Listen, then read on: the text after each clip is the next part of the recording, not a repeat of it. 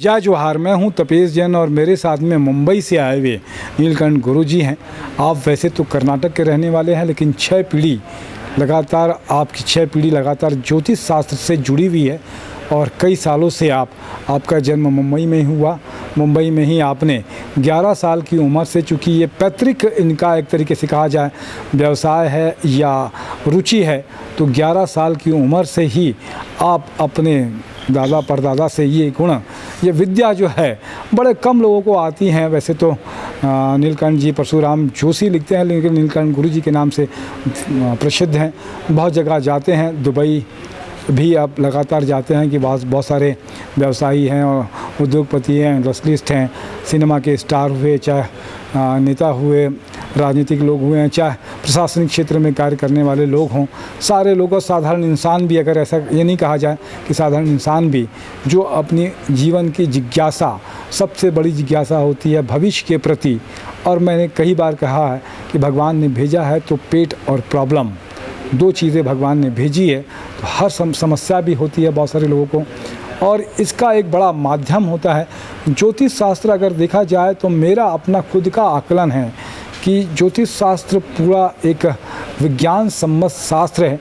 अगर भारतीय दर्शन की बात करी जाए तो हमारे यहाँ का जितना गणना जो होती है, काल चक्र की जो गणना होती है, वो बहुत ही सटीक थी हमारे पूर्वजों की। ये अलग बात है कि अब बहुत सारे लोग ऐसे आने लगे हैं जिनके पास में उतना नॉलेज नहीं होता है, वो अदरवाइज़ भी नहीं ले, कि उसकी वजह से जो प्रेडिक्शन होता है, हालांकि शास्त्री जी कहते हैं, हमारे गुरु जी कहते हैं कि उसका कहने का तरीका अलग हो सकता है, वो भी अपनी जगह में सही हो सकते हैं। ये उपाय जो बताए जाते हैं वो उपाय भी अलग अलग होते हैं। आज हम बात कर रहे हैं, आप हालांकि जन्म कुंडली भी देखते हैं, फेस रीडिंग भी करते हैं और हस्तरेखा भी देखते हैं। आज हमने विषय लिया है हस्तरेखा से कैसे सटीक जानकारी प्राप्त की जाती है। गुरुजी आपका स्वागत है। हस्तरेखा कितनी सटीक होती है गुरुजी? जी, मैं आपको बताना चाहता हूँ, सबसे प्रथम तो मैं नीलकंठ गुरुजी मुंबई से रहने वाला हूँ और बेसिकली हम ऐसे साउथ के हैं, कर्नाटक के, और वह वर्ष 11 साल के उम्र के हम जब से है तब से हमने यही विद्या पढ़ी हुई है और यह हमारी 6ठी पीढ़ी है। और हम विश्व में समझो, हिंदुस्तान में समझिए, सब जगह हमारा जाना आना है। जैसे सबसे प्रथम तो जैसे रायपुर हो गया, दिल्ली हो गया, चेन्नई है, बेंगलुरु है, राजस्थान बीकानेर हो गया, जहाँ पे नागौर हो गया, चेन्नई हो गया, हर राज्यों में जाना आना हमारा है। और हस्तरेखा के विषय में यदि मैं आपको बताना चाहूँ तो हस्तरेखा में देखिए कैसे कि धीमे धीमे जैसे रेखाएं चेंज होती है, लेकिन उसमें हमें क्या है कि बेसिक चीज़ें समझ में आ जाती है कि जैसे आज अभी का क्या चल रहा है, क्या होगा, ये बेसिक चीज़ें हस्तरेखा से पता चलती है। लेकिन उससे ज़्यादा मेन ज़रूरी ये है कि हमारी जैसी जन्म पत्रिका, यदि जन्म पत्रिका किसी की नहीं है, अभी कई लोग बोलते हैं कि गुरुजी हमारे पास डेट ऑफ बर्थ ही नहीं है, जन्म पत्रिका ही नहीं है, तो हम कैसे करें? तो उसका भी एक सर्वसाधारण एक ही तरीका है कि जैसे हस्तरेखा का विश्लेषण करके, जैसे हस्तरेखा होती है, जैसे हस्तरेखाओं में कैसा है, जैसे गुरु हो गया, शनि हो गया, सूर्य हो गया, बुध हो गया, जैसे शुक्र है, मंगल है, जैसे कि नवग्रह अपने हस्तरेखा में ही है। लेकिन हस्तरेखा के भी अनुसार देखा जाए तो मेन है इंसान के कर्म, ताकत। यदि वो कर्म और ताकत लेके चले वो तो जीवन में कहीं ना कहीं उनकी अपने आप प्रगति होती रहती है। तो हस्तरेखा के देखिए साहब, आपने जैसे विषय पूछा है, तो हम तो यही कहना चाहेंगे कि यदि किसी के पास पत्रिका नहीं है तो उनकी पत्रिका भी ऐसे पूर्वज थे। अच्छा, हमारे ये पूर्वज हस्तरेखा में देख के बताएंगे कि ये क्या रेखा कहते हैं? ये 3-4 रेखाएं तो बड़ा कॉमन बताते हैं। जैसे ये तो देखिए जनरली आज आप यूट्यूब पे खोलो या जनरली किसी को भी बोलिए तो आपको ये बता देंगे, हार्ट लाइन, ये हार्ट लाइन है, आयु लाइन है, धन रेखा है, आपकी पत्नी की रेखा है, शादी की रेखा है, ये चक्र है, पद्म है। देखो देखने के लिए तो हर कोई, आपको मंगल हो गया, शुक्र हो गया, चंद्रमा हो गया, ये सूर्य हो गया, मतलब हर रेखा है, जैसे गुरु हो गया, सूर्य हो गया, शनि हो गया, मतलब हर रेखा है आपको बता देंगे। लेकिन मेन उसका सटीक विश्लेषण करके ये बताना ज़रूरी है। जैसे डॉक्टर तो बहुत है, जैसे पंडित भी देखिए, गुरु भी देखिए, बहुत कुछ है, हर जगह पे है, नहीं ऐसा नहीं है। लेकिन हर किसी का बताने का एक मार्गदर्शन जो होता है है कि अपना अपना एक तरीका होता है समझाने का तरीका। अभी देखिए कई जगह तो ऐसा होता है कि जैसे हम कहीं पर भी जाए, मैं किसी का नाम नहीं लेना चाहता हूँ, एक मनुष्य ने, तो किसी को भी बुरा लगेगा कि गुरुजी जो है कि हमारे ऊपर बोल रहे, हमारे ऊपर, तो हम किसी का नाम नहीं लेना चाहते। देखिए क्या होता है कि कोई व्यक्ति कैसा होता है, काफ़ी क्रोधी होता है और वो एकदम तुरंत झटके से जवाब दे देता है कि आपको समझ में नहीं आता ये चीज़ हमने बोली है। तो इंसान को जो है कि सबसे प्रथम अपना क्रोध शांत रखना चाहिए। ठंडे दिमाग से जितना वो सोचेगा उसकी उतनी प्रगति होगी। और हर इंसान गर्म होता जाएगा हर वक्त में, तो जीवन में कभी तरक्की नहीं कर पाएगा। भले वो तरक्की करेगा अपने गर्व से घमंड से करेगा, लेकिन वो गर्व घमंड करते हुए भी वो सर्व चीज़ अपना एक समय में जो है कि खो के बैठ जाएगा, यानी कि ज़ीरो हो जाएगा। तो इस वजह से मेरा कहना यही है कि बुद्धि को सबसे प्रथम चीज़ इंसान को शांत रखना चाहिए और शांत पद्धति से सोचना चाहिए। और ये ज्योतिष शास्त्र काफ़ी सत्य है और सटीक है, तो इसका विश्लेषण भी उसी शांति से कैलकुलेशन होना चाहिए। और ज्योतिष शास्त्र कोई मतलब ये खेल नहीं है कि गए कि गुरुजी हमारा हाथ देखो और बताओ, तो कोई आपको तुरंत नहीं बताएगा। उसके लिए भी गॉड गिफ्टेड भी चीज़ें होती हैं। आज हम अपने को एक चीज़ बता रहे कि कुछ गॉड गिफ्टेड भी चीज़ें होती है। जैसे हम बचपन से ये कर रहे भिक्षु की करते, भिक्षु की मीन्स जिस प्रकार से हमें ये जैसे नॉलेज सीखना होता है, तो मैं ये भी चीज़ आपको बता रहा हूँ कि उसके लिए हमें भिक्षु की करनी पड़ती है। जैसे कर्नाटक में जैसे घाणगापुर है, दत्त महाराज का जैसे बहुत बड़ा स्थान है, तो आज भी वहाँ पे कोई भी भक्तजन जाते हैं दर्शन करते, तो उनको 5 घर में जाके भिक्षु की करनी होती है। तो बड़े से बड़े लोग भी, आज धनवान लोग भी आते हैं, गरीब भी आते हैं, तो वो भिक्षु की लेके वहीं पे भोजन करते हैं। ऐसा वहाँ का एक नियम है। तो इंसान को अपने जीवन में अहंकार करने से कोई उसका फल प्राप्ति होना नहीं है।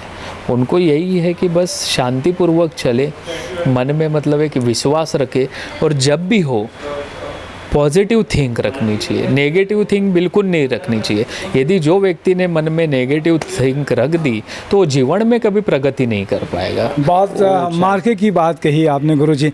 अब ये है कि जैसे ये हस्तरेखा से है, इससे जो निदान होते हैं गुरुजी, तो हालांकि सभी तरह के कर्मकांड जो पूजा होती है, नवग्रह पूजा हो, काल सर्प दोष हो या और भी चीज़ें हों, सारी पूजा पद्धति आप करते हैं। ये हस्तरेखा से जो आप समाधान निकालते हैं, क्या वो समाधान भी बड़ा सटीक होते हैं उस तरीके का? देखिए हस्तरेखा से भी जो हम समाधान निकालते हैं वो भी सटीक होते हैं, वो कहीं पर ऐसे ये नहीं है कि गड़बड़ है। क्योंकि देखिए जैसे ये हमने कहा, जैसे ये हस्त्र है, जैसे गुरु हो गया, ये जैसे शनि हो गया, ये जैसे शनि का पर्व है, ये सूर्य का पर्व है, ये जैसे कि बुध माना जाता है, जैसे मंगल है, चंद्र है, शुक्र, ये सर्व जो चीज़ें हैं। तो यहाँ पर भी हम देखते हैं कि इसमें कमज़ोर क्या है, तो उस कमज़ोर ग्रह का हम किसी को समझिए दान बता देते, किसी को कहते हैं कि आप ये स्टोन धारण कर लीजिएगा, तो उससे आपकी ये जो चीज़ें कहीं ना कहीं कम हो जाएगी। कहीं मतलब आपको जो उसका नेगेटिव इफ़ेक्ट जो है वो कहीं ना कहीं पॉजिटिव हो जाएगा। कई समय में क्या होता है, इंसान जो है कि काफ़ी मेहनत कर लेता है। मेहनत तो देखो हर कोई करता है, ठेले वाला भी मेहनत करता है, नई बात ऐसी नहीं है। तो हम भी अपना कर्म करते हैं, हर कोई व्यक्ति अपना अपना कर्म करता है, लेकिन फल उसे वही मिलना है जो उसके लिखित में लिखा हुआ है। प्रारब्ध में जो लिखा हुआ है वो कोई किसी का चेंज नहीं कर सकता है। लेकिन ये चीज़ इतनी सत्य है कि हस्तरेखा में उतना ताकत है, और हर समय में हस्तरेखा अपने अपने हिसाब से चेंज होती रहती है। बहुत अच्छी बात कही कि मुझे पहले एक वीडियो हमने बनाया था, उसमें भी एक बात कही थी कि एक डॉक्टर की तरह एक ज्योतिष भी होता है। जो मर्ज है वो डॉक्टर को अगर सही से पता चल जाए तो इलाज भी सही होता है। जीवन में जो कठिनाई ही आ रही है, जो बाधाएं आ रही हैं, या जो तरक्की में रुकावट है, सुकून खो गया है, वो एक तरीके से डॉक्टरी है इसमें। और इसका मिलना, एक बार फिर मैं बता दूं, योग संयोग बहुत काम करता है। होवे वही जो राम रची राखा। किसी अच्छे गुरु का मिलना भी संयोग की बात होती है, और आपके द्वार में सौभाग्य होता है कि कोई गुरु मिल जाए जो सही सही ज्ञान दे दे, आपको सही रास्ता दिखा दे, तो आपकी तरक्की भी होती है और सुकून भी मिलता होता है। तो एक गुरु बहुत ज़रूरी है जीवन में, जो आपको सही रास्ता में सही राह दिखाए, आपको सही मार्गदर्शन दे और सही उपाय बताए। यह भी एक बड़ी चीज़ है। क्या मानते हैं गुरु जी इस बात? देखिए क्या है कि जैसे ईश्वर ने तो सर्व कुछ लिखित में लिखा है, मतलब प्रारब्ध में जो लिखा है वो तो मिलना ही है, लेकिन हर समय में कोई ना कोई एक माध्यम होता है। जैसे हम स्कूल में पढ़ते हैं ना, जैसे छोटे से बड़े होते तो हमारे लिए वो गुरु होते हैं। आज हम राह चलते किसी से कुछ सलाह मशुरा भी लेते हैं ना, तो हमारे लिए वो गुरु बन जाते। तो गुरु ये कोई ना छोटा ना बड़ा, जिससे हमें कभी कभी बच्चों से भी कोई सलाह लेते तो उस समय के लिए वो हमारे लिए गुरु माने जाते हैं। तो देखो, जीवन में सलाह लेके चलना चाहिए, क्योंकि भेजने वाला सर्व ईश्वर ही है, और उन्हें पता है कि अभी ये कुछ समय में क्या होगा, कैसे होगा। ये नहीं कि नहीं पता। अभी ये जैसे जो कोरोना का काल भी चल रहा है, ये इतनी बड़ी मतलब आपदा आई, तकलीफ आई, तो ये भी ख़त्म हो जाएगी 2023 जनवरी तक जो है, कि ये भी बिल्कुल ख़त्म हो जाएगी। बस आई है, इसे भुगतना है। जैसे कि क्या है कि जीवन में देखो, ये युग जो है कि साहब कलयुग चल रहा है, तो कलयुग के अनुसार क्या होता है कि हर किसी को पाप के कर्म जो है कि भुगतने पड़ते। और क्या होता है कि जैसे हम बोलते हैं ना, चोर जब चोरी करता है तो चोर को देखने वाले भी तो बहुत लोग होते हैं, लेकिन वो क्या सोचते हैं कि मैं इनका नाम क्यों लूँ, मैं लूँ तो मैं भी अटक जाऊँगा। तो बस यही एक प्रतिक्रिया है। इस धरती पे जितने जो पाप बढ़ रहे हैं, तो पाप बढ़ने के कारण उसमें कहीं ना कहीं हर कोई मतलब भागीदार है। जैसे हम भी अगर बोले ना, तो हम भी भागीदार हो सकते हैं, क्योंकि हम कभी कभी गलत देखते लेकिन उसको रोक नहीं पाते, तो हम भी कहीं ना कहीं भागीदार बनते हैं। मतलब मैं हर मनुष्य के लिए बोल रहा हूँ, मैं ये नहीं कि पर्टिकुलर किसी का नाम लेके बोल रहा हूँ कि इन्होंने ही ये किया है, लेकिन जो भी चीज़ें जब होती है, प्रकृति के साथ जब खेल होता है, तो कहीं ना कहीं खराब तो होता ही। बहुत अच्छी बात है, जीवन दर्शन का मर्म आप बड़े विद्वान हैं, जैसे आपकी बातचीत से लगता है कि, और नेक सलाह भी देते हैं।